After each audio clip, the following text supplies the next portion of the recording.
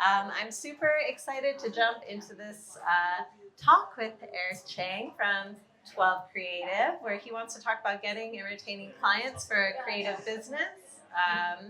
Definitely a challenge for probably most of us. So why don't we jump right in, Eric, and why don't you tell me a little bit about just intro yourself, a little bit about 12 Creative and, kind of how you got here, and we'll jump off from there. Sure. Thanks for having me. About myself, I'm a dad of two girls, two young girls, 6 and 4. Um, I've always been in the creative space. Been doing this for over 20 years. Even since I was young, I wanted to be in the creative space. Yeah, that's better. That's better. Yeah. How I got to 12 Creative, I think it goes pretty far back. It starts with when I was young. I think my parents were entrepreneurial and they had their own restaurant and catering business, and I think I always wanted to have my own company since I was young, but I didn't really realize how difficult it would be. I think watching them, I didn't ask the right questions, and it's a lot harder than I thought it would be. There's so many ups and downs, and a lot of people think it's smooth sailing. You get to make up your own hours, be freedom, walk in the park, but it really isn't. But it's awesome. How I got here, I think, looking back to different things I started in my career, went to kind of school for programming and web design. From there, I jumped into a free internship in Vancouver.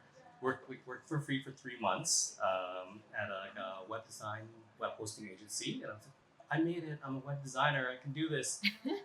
Only to find at the end of 3 months, they shut their doors to that department. So Oh no. I was left looking for work. I finally found myself as a web designer. This is way back when. I don't want to date myself compared to all the young guys here. But updating the used car dealership website. So I was a used car salesman and updating their website as a web designer at the time. Oh. My salary was $800 a month, and I had to live off that in Vancouver. But I had to sell used cars out of a trailer to make up the rest of it to eat. But that was awesome. I made some great friends there, some who are friends still today. I think every part of the journey is important and building your network along the way. From there, I moved back to Edmonton. I wanted to run my own business like I always have, and started becoming like a freelance web designer, making websites for clients. And then a company ended up finding me. I was doing some work for them. They asked me to come on board as a designer. And I said, no, you know what? I'm doing my own thing. I'm young. I'm living life. It's awesome. Then I had the opportunity to join them as more on the sales and marketing side. So I thought that was a little bit different for me. Puts me out of my comfort zone a bit and will give me some experience growing a company. I stayed with them for about 7 or 8 years. They're an amazing company. Company's name is Raycom, and they're doing amazing work right now. And from there, after that time period, I kind of worked my way up on the sales and marketing side to GM and managing regional stores and all that other good stuff. Got to travel a lot. But from there, I ended up thinking I was like, they're a print company, so I thought I kind of maxed out on what I want to do, and I really want to get back to doing marketing campaigns and building websites and designing different things other than print materials. So branched out on my own, started my own thing, which is now 12 Creative.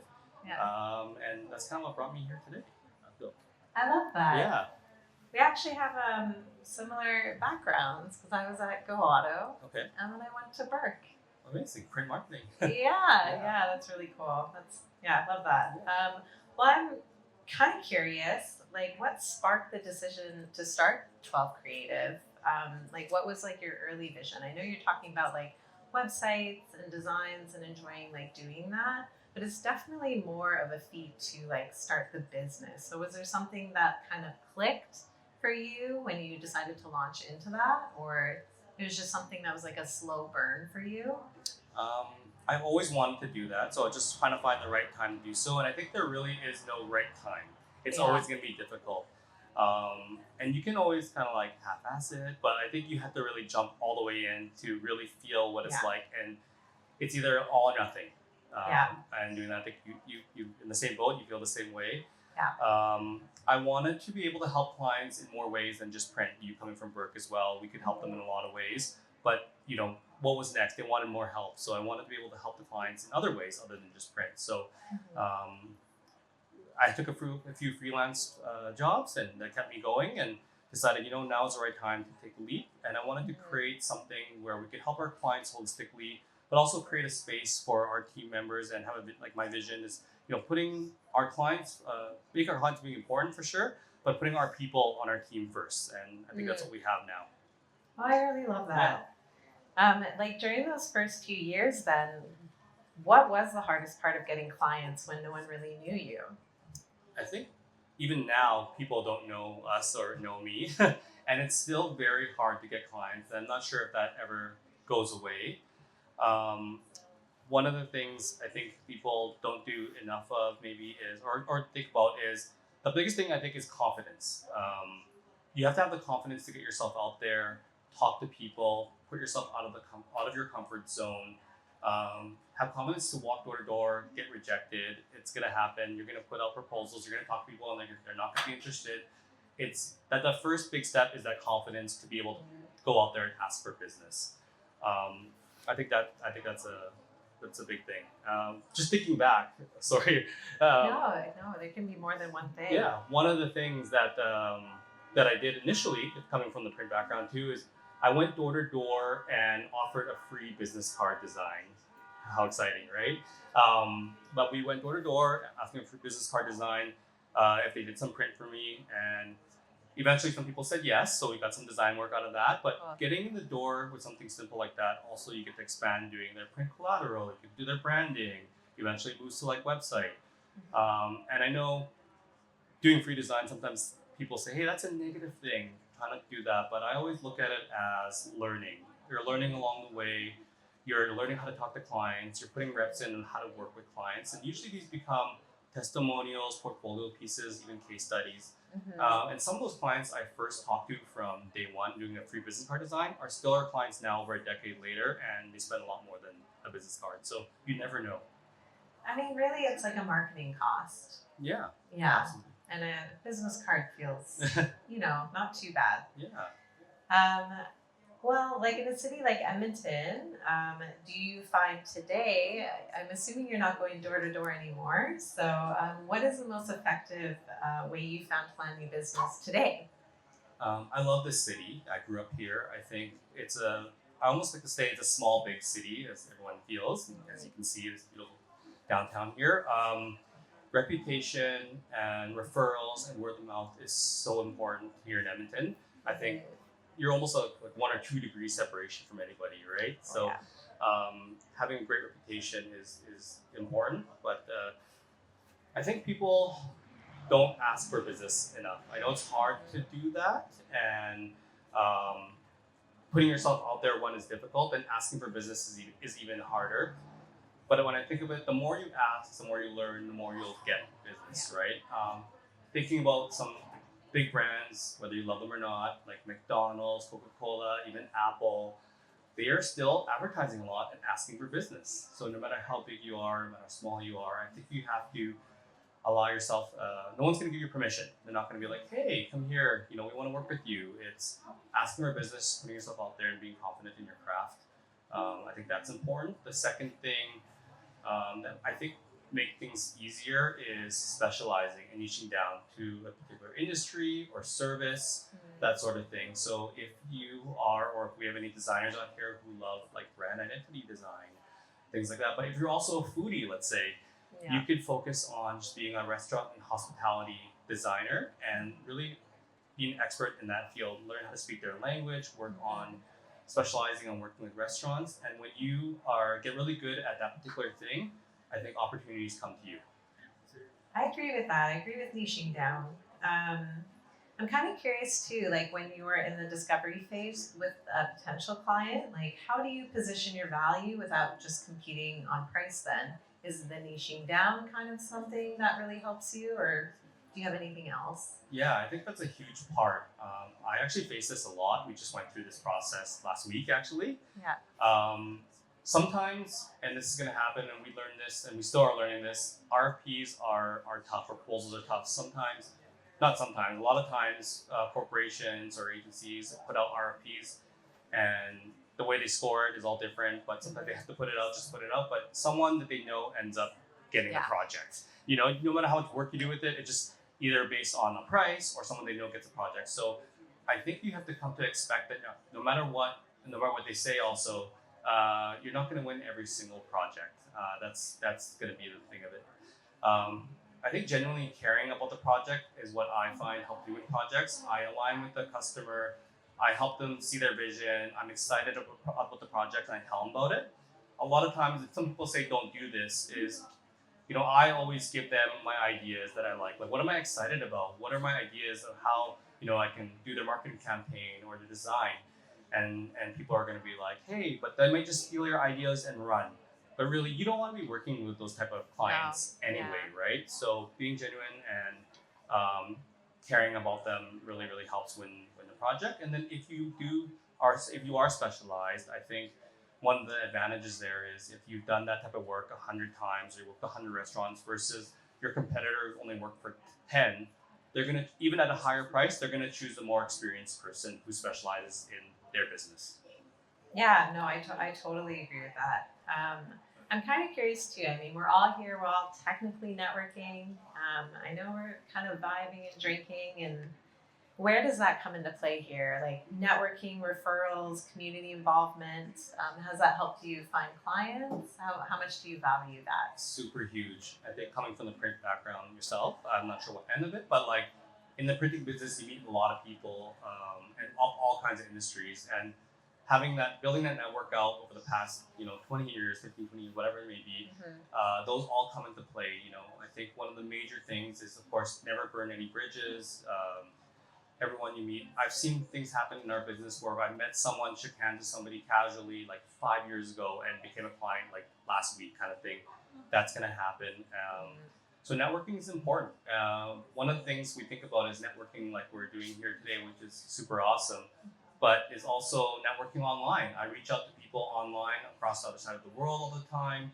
I talk to them, I join their groups. It might be a school group online, might be, a group chat, whatever that may be. I try to join other groups that are not just local here in Edmonton, so we have more of a global vision. And then going back to like niching down, if let's just say you were the designer doing brand identity, and you were focused in, let's say, hospitality and restaurants, you could put your own networking group together, bring like-minded individuals together from the restaurant industry, maybe suppliers, maybe people who are other owners, and just give value to each other and learn from each other. Try not to think of networking as a transactional thing, but more so compounding relationships that happen over time. Yeah, I totally agree with that too. I used to be really shy with networking, and now it's just kind of really nice to chat with people. And if something comes of it, great. If not, it's okay, right? Meet a friend, and it's all good. Yeah. Don't put pressure on yourself for networking. I'm kind of curious now. Let's say you've networked, you've gotten new clients, you landed them. What are you doing to keep them? Like, do you have a retention recipe, or do you have any like tips and tricks there? I'm not sure if it's a recipe per se. I think again, going back to being authentic and genuinely care about their business, working with them, and think of it more like a partnership versus them being a client. I think is very important.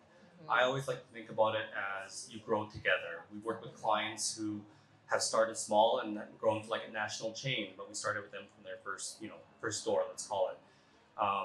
Strong communication, keeping them aware of everything that's going on, having check-ins frequently, ask them what are they thinking, what are they looking for, and making sure we align with their goals is very important. For me, one of the things that always happens to me that I'm maybe not good about is I get super excited to work with clients, and I jump in there and I want to handle all the clients. I love working with them. I have a vision, I have ideas, and I want to execute all of them. But really, when it comes down to it, it's actually better for my account managers or my team to handle the client, because they're better suited, time, energy, and skill-wise to handle the client. So passing them along to our team members, knowing that they're in good hands, is important as well. No, that's really good. Knowing when to kind of take a step back. So it's a skill in of itself. Yeah. Can you share a story of a client that you've worked with for years and like what kept that relationship going? Do you have one that really sticks with you that you like love? There's lots of these stories. I can think of lots of clients that have been with us for like maybe a decade now, actually. One easy one to think about is a dental clinic in downtown Edmonton named Oliver Park Dental. When we started with them, they just opened their doors.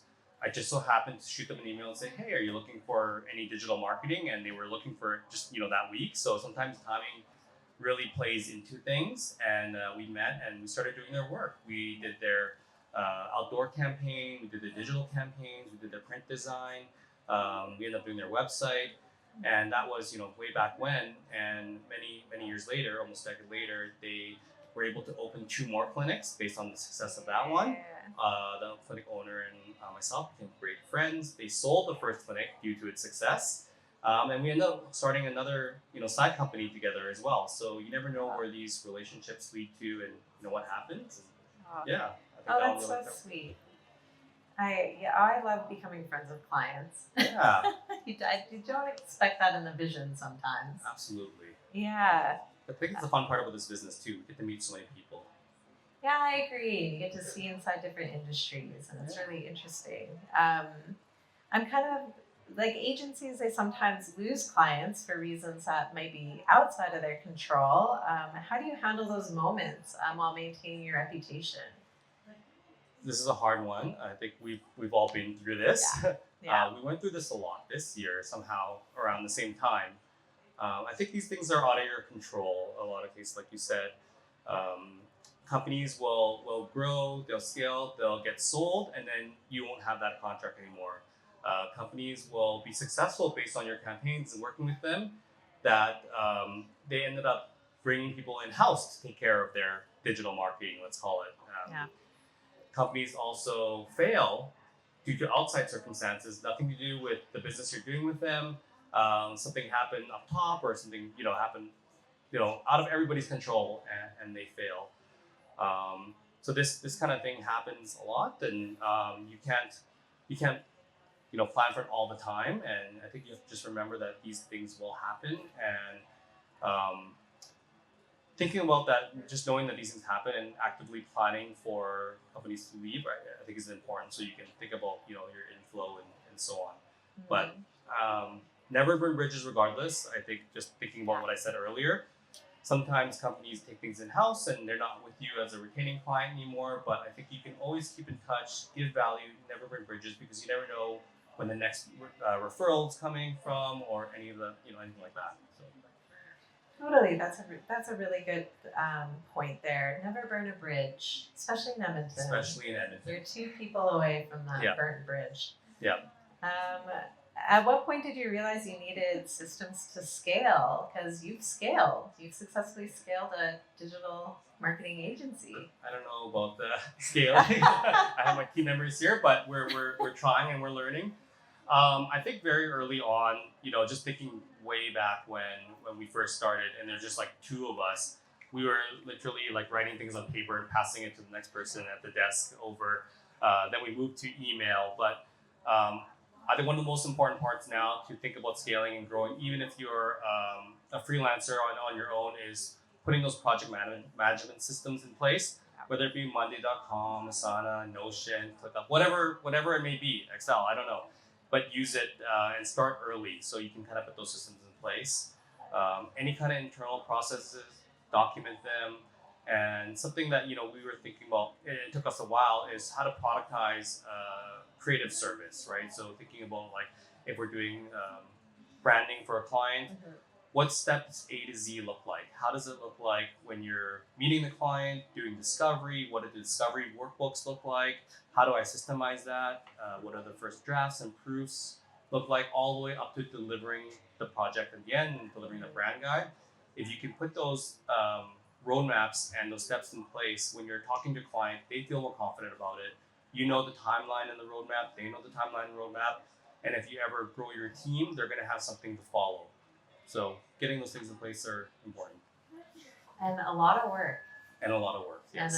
And a lot of changes too. It's never quite, you're always probably tweaking it a little, hey? Always tweaking or trying to find something new, and it always is ever evolving.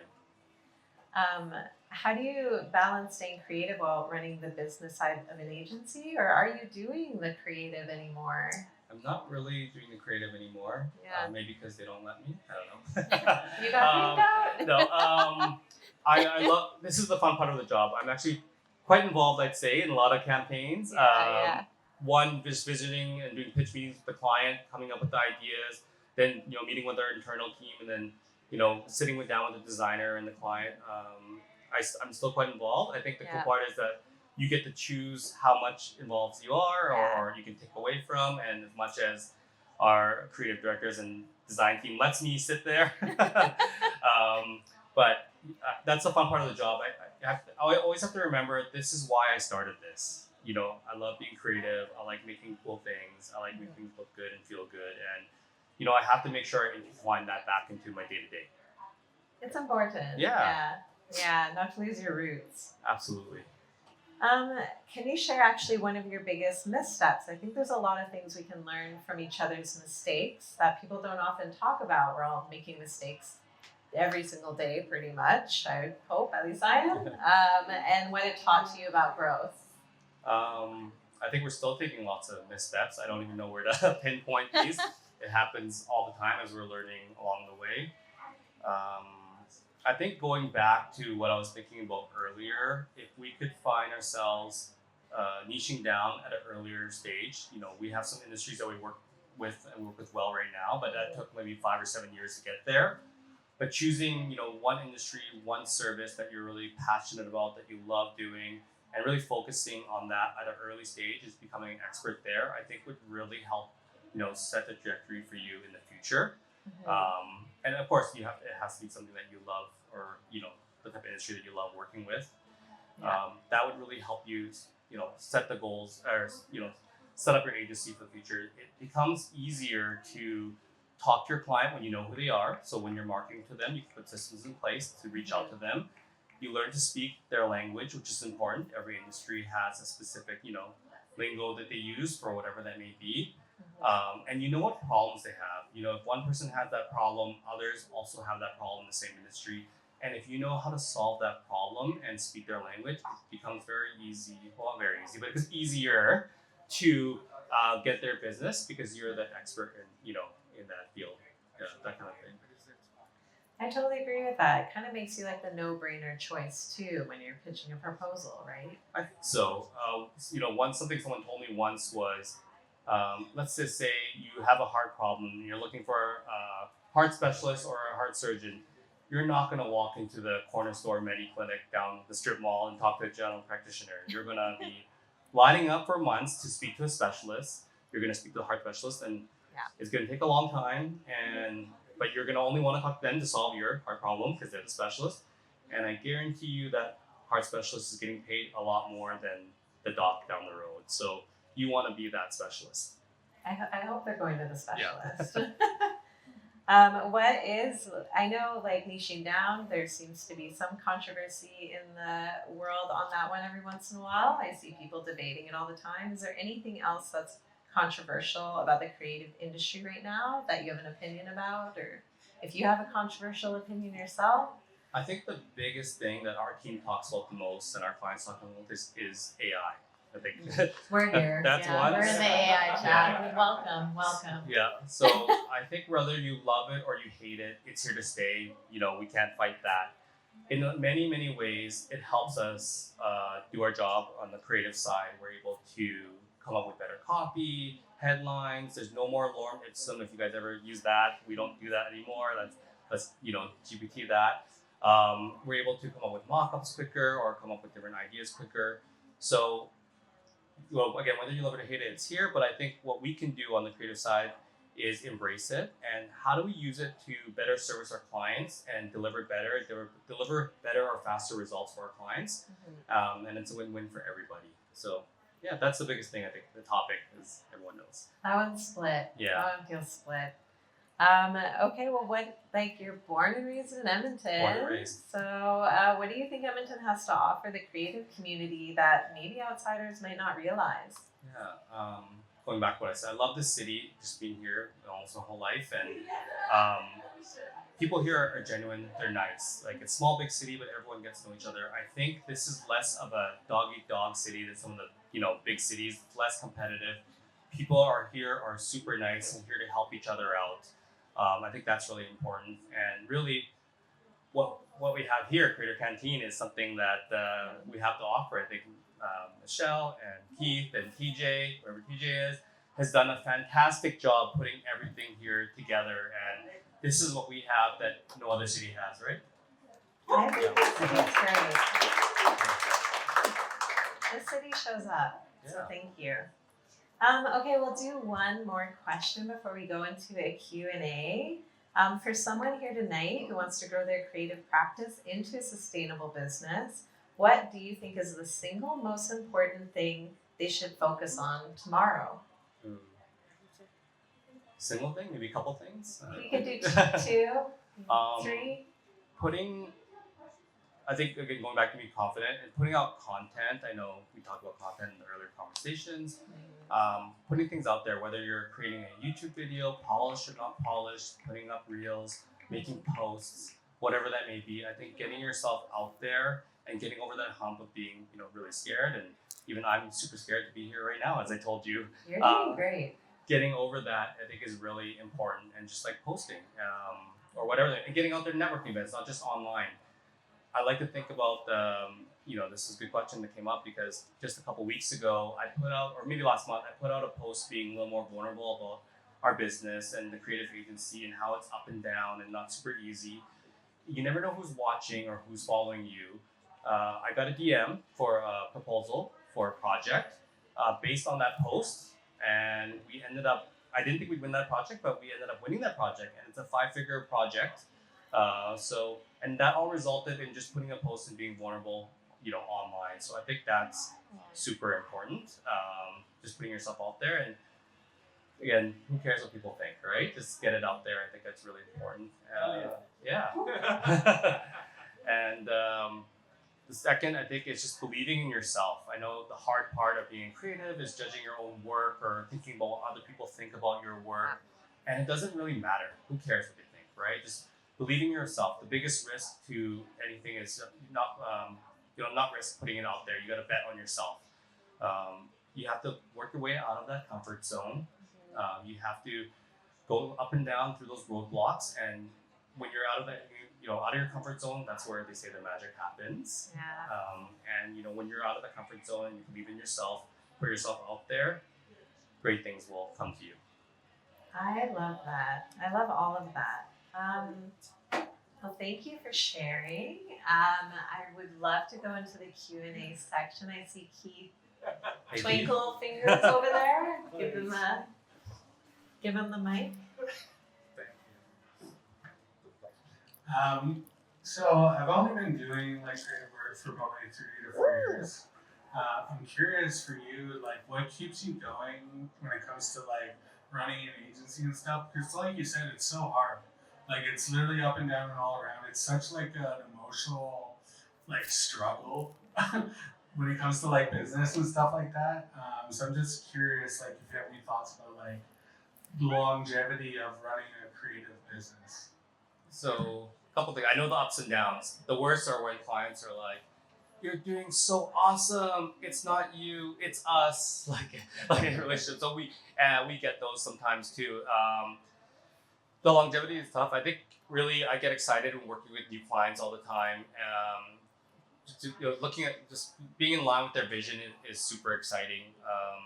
And that's what gets me motivated when we have a new project and we get to do something cool. We're doing some Q4 campaigns with some clients now, and they're like, "How do we do this? How do we get this word out there?" And that's still super, super exciting for me. The longevity of things, I think the industry is shifting a bit. Maybe a few years ago or more, way back when, there are a lot of generalists, and I think for you, you're, a Webflow specialist, right? So there's a lot of general agencies, and I feel like the barrier of entry now is much lower, which is not a bad thing. There's, amazing tools like Canva or CapCut and other social media tools that allow us to get out there a lot easier, which is good, but the barrier is lower. So the generalist agencies, I think, will get affected longevity-wise, and I think the specialists. And I'm seeing this from the small agencies to super large ones that specialize. I think the specialists will live a little bit longer, and they're going to be there to solve a specific problem versus the generalist agencies. So, yeah. Hope that answers your question. It does, sir. Yeah. Does anyone else? Oh, we got three. Okay, well, You can't ask. I saw Justin first, and then I'll Thank you. pass it on. I really liked what you said about learning the languages of different industries.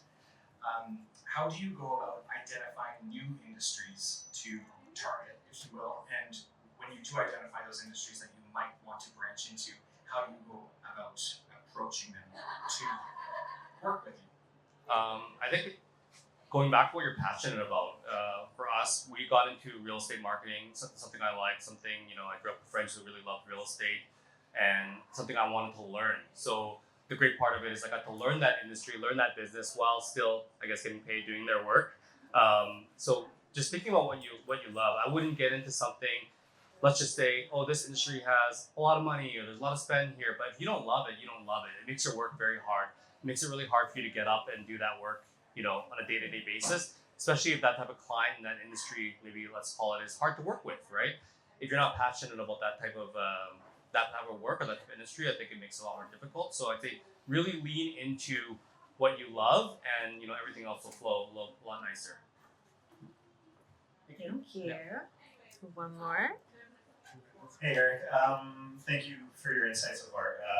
My question was around when you decided to make the leap. I know you mentioned, that you were half-assing things. So, are you willing to share your decision-making process to whole-ass something? Like, how did you overcome that fear? My thoughts were always and I'm grateful for this, is on a worst case scenario, I can maybe move in back with my parents because my parents are here, and I can hopefully get a job in McDonald's, or something. So on a worst case scenario, I'd be able to find work, but on a best case scenario, there's so much more potential. I still think about it now, do I want to do this? On a worst case scenario, I might be able to land a marketing gig somewhere, but on the best case scenario, I get to build an amazing company with an amazing team. So I guess in my mind, kind of putting something to fall back on, but really not.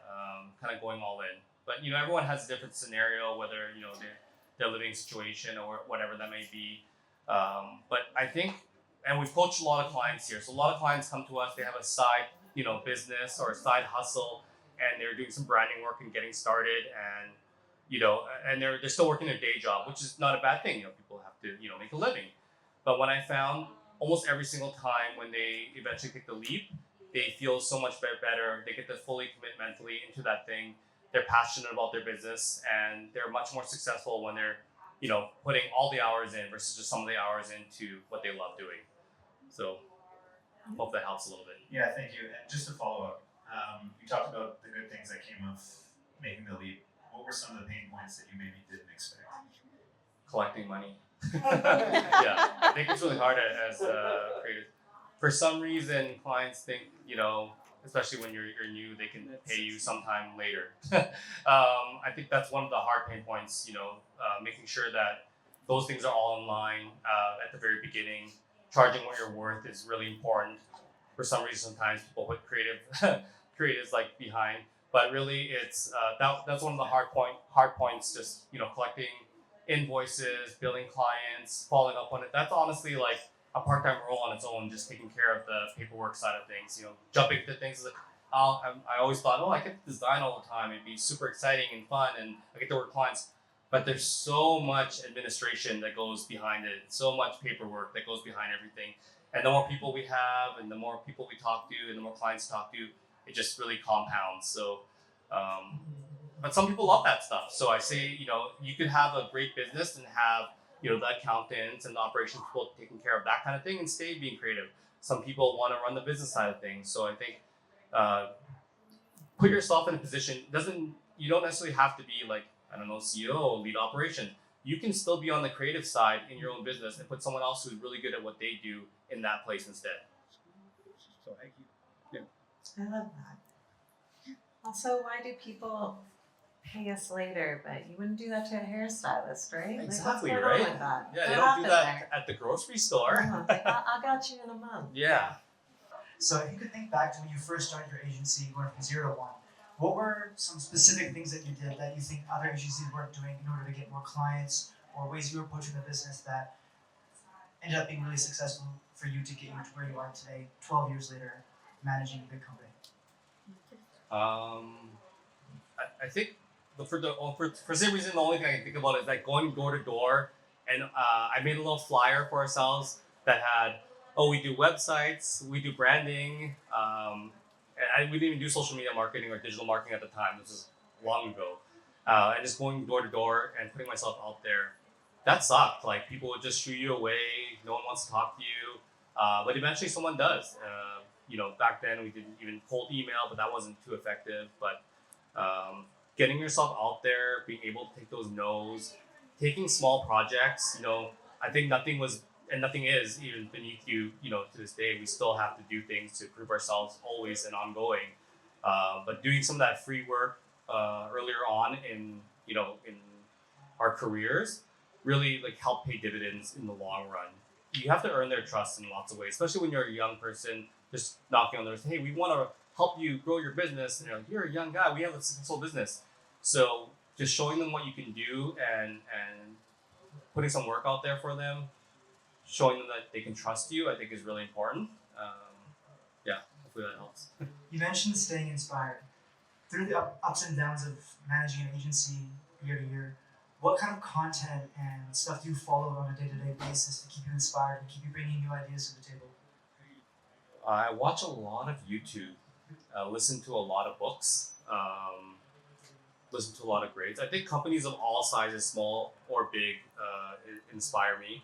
But really it's the clients, right? The excitement level of them working with their vision, their idea, whether they're super big. We deal with some super big clients and we deal with some super small ones, but coming up with the ideas and them saying, this was the best idea ever, let's go execute it now. But that's still super exciting to me, right? And seeing the success, especially when a campaign goes very well, and it doesn't always, right?